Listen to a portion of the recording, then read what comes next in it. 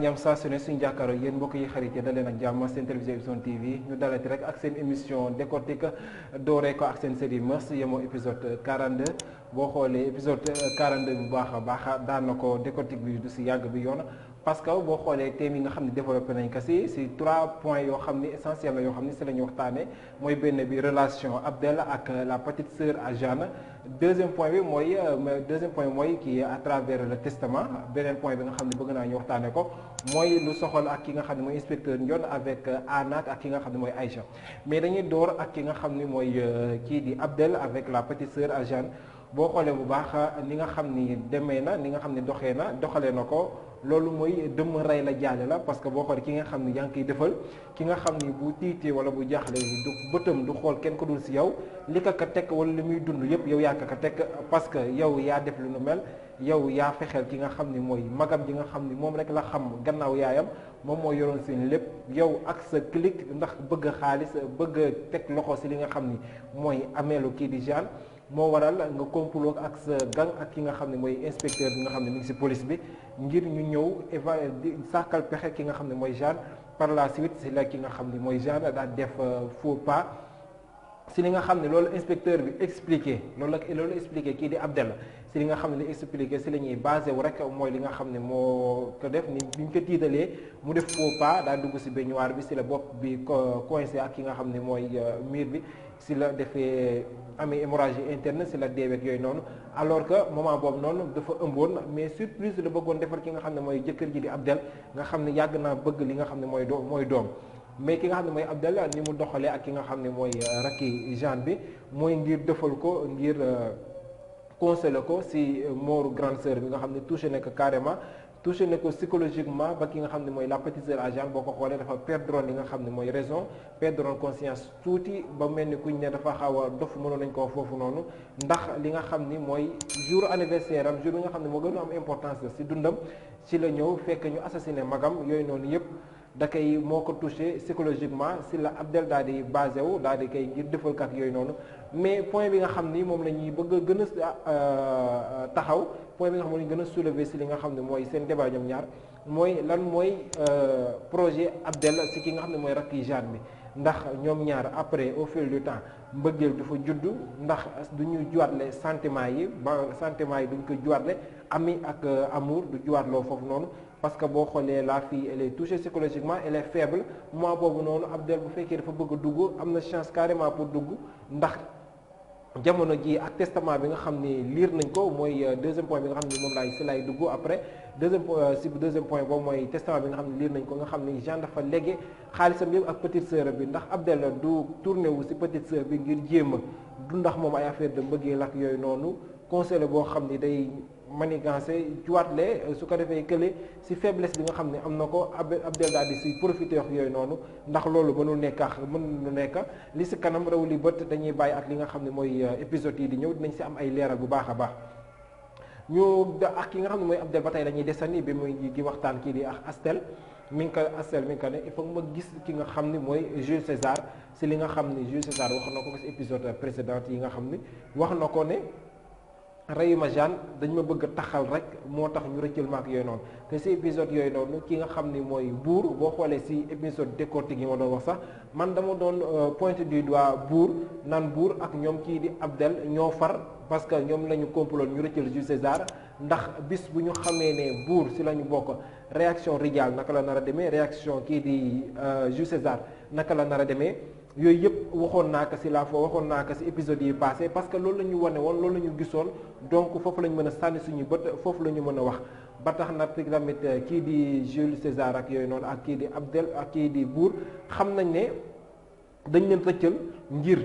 ñu seen rëcc coïncider ak moru Jeanne bi ngir ñu ji leen kax yooyu noonu donc ce qui veut dire que foofu tamit am na point yoo xam ne soulevé naa ko si épisode yi passé dès lors que ñu rëccal leen pour mu coïncider ak moru Jeanne bi ce qui veut dire que kon ils ont opté à tuer Jeanne parce que loolu rek la ma doon parce que dès lors que ñu rëccal leen mu coïncider rek parce que rëccal bi mu coïncider ak moru Jeanne pour ñu jiñ leen ko kon bu fekkoon nañu bëggoon tiital Jeanne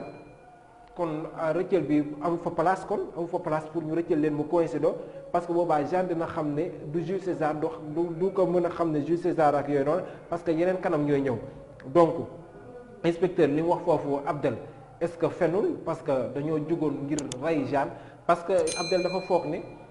li mu wax a Jeanne nekk kii di Saraka pareegul pour mën a gérer xaalis beeg yooyu noonu yëpp pareegul ngir mën a contrôler alal ji nga xam ni am nañ ko entreprise yooyu noonu yëpp dafa foog ne Jeanne dina defar testament beeg yooyu noonu moo tax mu profité ci moment boobu noonu alors que tel n'est pas le cas Jeanne dafa gën a taxaw ci position am ngir dëggal fexeel ba rakka ji daal di jot ci testament bi alal ji nga xam ni moom la moom yëpp.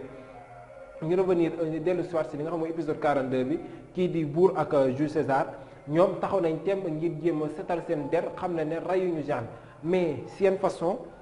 yenn dil lañ nar a teg parce que ce sont des fugitifs recherchés par la police ñu ngi leen ñu wër bu ñu génnee duñ leen mën a gëm parce que dañ leen ñuy seet ku leen gis dina leen jéem a jàppa jébbal leen kii di police parce que si Jules César si kanam mu bët nii askan wi ñu ngi leen ko décrire comme un voyou un bandit boo xam ni c'est dangereux pour la nation donc kon Jules César fépp mu génn bu laxatuwul dañ koy jàpp dañ koy tuumaal ne moom moo rey Jeanne ak yooyu parce que loolu la ñu relevé ci presse beeg genre yooyu noonu yëpp.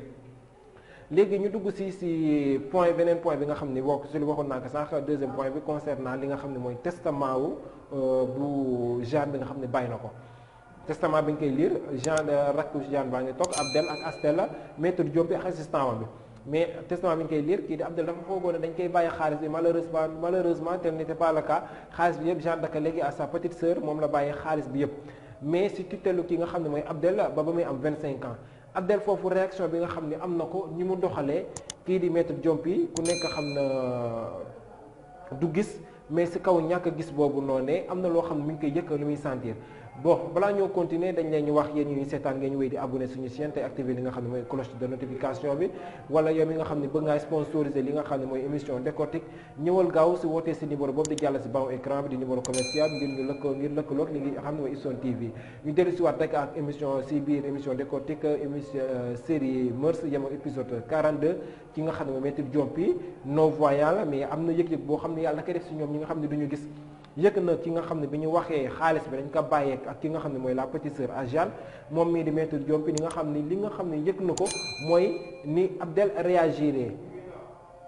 sentiment yi nga xam ne dégagé na ko stress bi nga xam ne dégagé na ko battement cœur bi yu yëpp dëkk maître Diompi da ko ressentir donc dina am te ku xam naka il est très intelligent kon day xam ne kon kii